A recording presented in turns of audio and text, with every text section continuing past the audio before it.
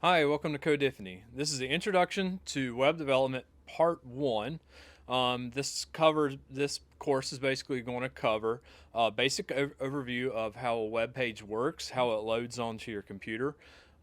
It's also going to go over the basic understanding of what HTML is, and how it works on your computer, and also, we'll go over how to load a web page and edit a web page on your computer.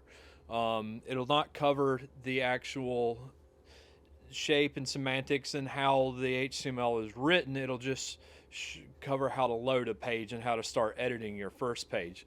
We'll get into actually how to write that and how the code is shaped in the HTML part one.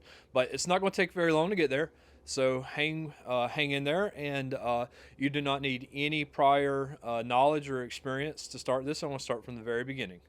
Okay, so let's look at what happens when you actually view a web page. When you go to a website, say like reddit.com, or yeah, let's just use Reddit as an example. So when you go to Reddit's website on your browser, if it's Chrome or Safari or Internet Explorer, whatever you're using, that browser, it actually makes a request to a server. A server is just another computer.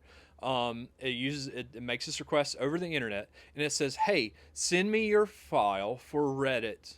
And so, as soon as that server gets that request to send me that file, or to send the file to the browser, it immediately turns around and it sends a text file back to your browser. Now, your browser is going to take this text file and it's going to read through it, starting at the very top. And now, if you were to look at this file directly in, say, a simple text editor, you could actually read it. Now, it would have all the content of the website there in the file, but it would be in little tags or markup, and it would look a little bit funny to you. It wouldn't look at all like the web page. It would just be plain text with all these funny characters and stuff in there. And that file is called an HTML file. Now, as I said, it's just plain text. Now, that's what happens when you go to that website.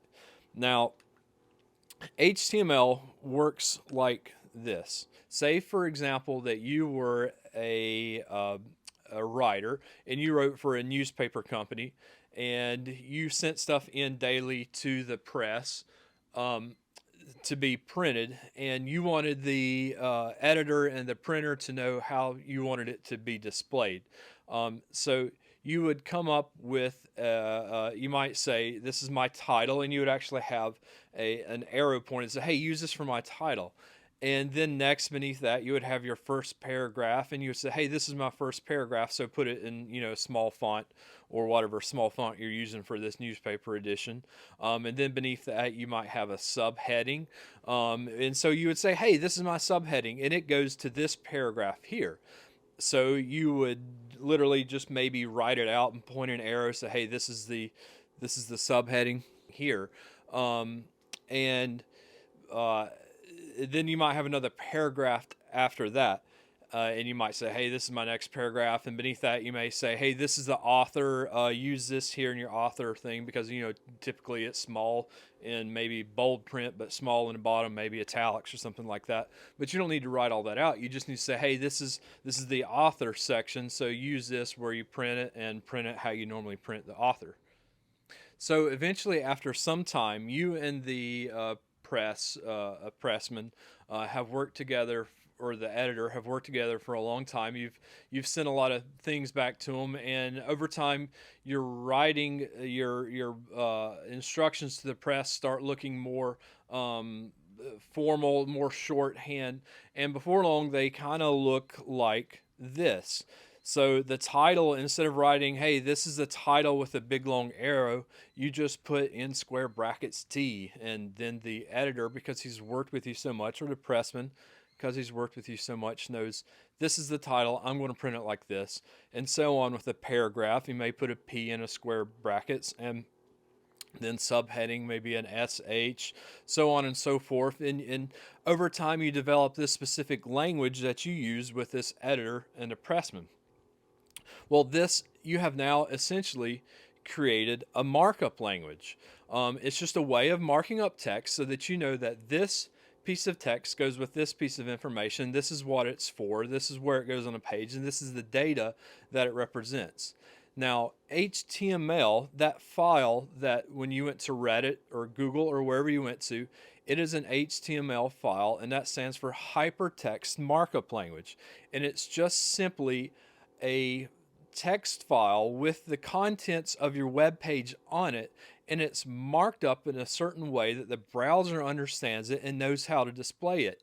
The title is labeled with a title tag, and it shows the website that I need to display this as a title. And the paragraphs are displayed with a p tag, so they know that so the browser, Chrome or Safari or whatever that you may use, knows that it needs to render this as paragraph text. It doesn't want to print it out as a big title and big huge letters. No, it wants to write it out as a paragraph because you have marked it up as a paragraph. And so in our example, markup language may look like this, but real HTML looks a little bit different, but not entirely different.